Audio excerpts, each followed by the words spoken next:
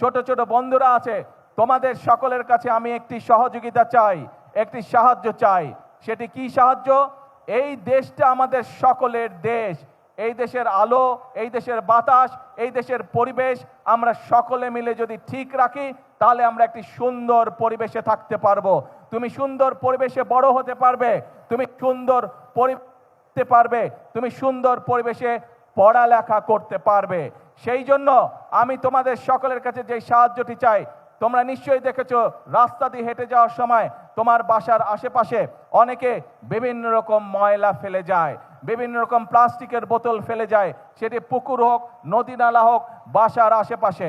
এখন থেকে যদি এরকম কোনো দৃশ্য তোমাদের চোখে পড়ে, প্লিজ তোমরা তাকে বারণ করবে। দরকার হলে সেই ময়লাটি তোমরা তুলে নিয়ে গিয়ে যেইখানে ময়লা ফেলার জায়গা নির্দিষ্ট, সেই জায়গায় ময়লা ফেলতে হবে। আরেকটি কাজ তোমাদেরকে করতে হবে, কেউ যদি পুকুর, নদী, নালায় ময়লা ফেলে, যদি তুমি পারো বন্ধুদেরকে সাথে নিয়ে সেই ময়লাটিকে পরিষ্কার করবে, যাতে আমাদের পরিবেশটি, আমাদের নদীর পানি, পুকুরের পানি যাতে পরিষ্কার থাকে, যাতে সেখানে মানুষ সুন্দরভাবে হাঁটাচলা করতে পারে বা মানুষ সেখানে বসতে পারে পুকুরের পাড়ে। আসো, এরপরে আরেকটি তোমাদের সহযোগিতা চাই আমার, আরেকটি তোমাদের হেল্প চাই আমার। সেই হেল্পটি হচ্ছে, প্রতি বছর চেষ্টা করবে তোমার বাড়ির আশেপাশে হোক, তোমার স্কুলের আশেপাশে হোক, অথবা যেখানে তুমি সুবিধা মনে করো, সেইখানে একটি করে প্রতি বছর গাছ লাগাতে হবে। গাছ যদি আমরা লাগাতে পারি, আমাদের পরিবেশটা সুন্দর হবে, পরিষ্কার হবে, আমরা সকলে মিলে বুক ভরে শ্বাস নিতে পারবো। এবং আরেকটি কাজ তোমাদেরকে করতে হবে, আমাদের কিছু কিছু মানুষ আছে যারা প্রকৃতির প্রতি, বিভিন্ন পশু পাখির প্রতি অত্যন্ত নির্দয় হয়। আজকে আমার সকল ছোট বন্ধুদেরকে আমি অনুরোধ করব, আসো আমাদের আশেপাশে যত কুকুর, বিড়াল, হাঁস, মুরগি, গরু, ছাগল, যত রকম পশু পাখি আছে, আমরা চেষ্টা করব, এইগুলো আমাদের দেশের সম্পদ। আমরা চেষ্টা করব এই যে প্রকৃতির আল্লাহ দেওয়া বিভিন্ন জীবজন্তু, পশু পাখি, এদের যত্ন নেওয়ার আমরা চেষ্টা করব।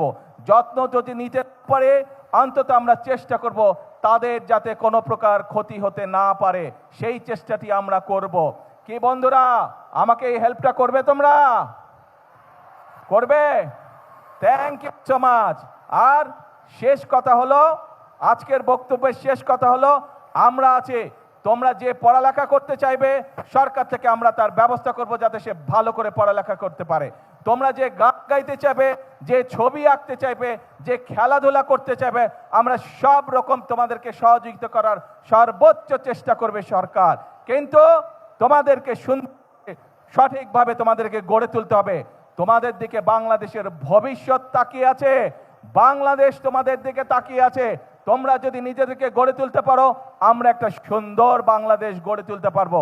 এই কাজ আমরা হয়তো শুরু করেছি, আমরা মাত্র শুরু করতে পারবো, কিন্তু বাংলাদেশ গড়ার কাজ তোমাদেরকে এগিয়ে নিয়ে যেতে হবে, এগিয়ে নিয়ে যেতে হবে তোমাদেরকে। বাংলাদেশ গড়ার কাজ পারবে এগিয়ে নিয়ে যেতে?